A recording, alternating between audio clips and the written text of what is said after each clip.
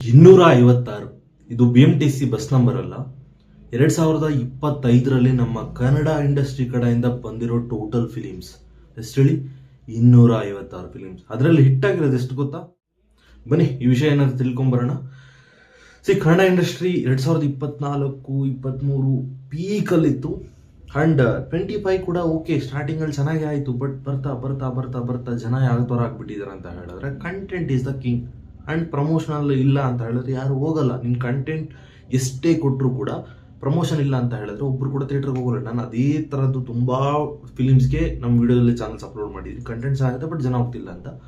But ಯಾರೆಷ್ಟೇ ಏನೇ stunts ಹೊಡೆದ್ರು ಕೂಡ end of the day box office records and box office ನಂಬರ್ಸೇ ಆ ಫಿಲಿಮ್ ಗೆದ್ದಿದ್ಯಾ ಇಲ್ಲ ಸೋತಿದ್ಯಾ ಅಂತ ಡಿಸೈಡ್ ಆಗುತ್ತೆ. ಈ ಪ್ರಕಾರ ಹೋದ್ರೆ ನಮ್ಮ ಕನ್ನಡ ಇಂಡಸ್ಟ್ರಿ ಕಡೆಯಿಂದ ಬಂದಿರೋ ಮೂರೇ ಫಿಲಿಮ್ಸ್. ಒಂದು ಕಾಂತಾರ ಚಾಪ್ಟರ್ 1, ಒಂದು 850 ಕೋಟಿ ತನಕ ಮಾಡಿದೆ, ಬಿಗ್ಗೆಸ್ಟ್ ಬ್ಲಾಕ್ ಬಸ್ಟರ್ ಅಂತ ಹೇಳ್ಬೋದು. ನೆಕ್ಸ್ಟ್ ಥಿಂಗ್ ಬಂದು ಮಹಾವತಾರ ನರಸಿಂಹ.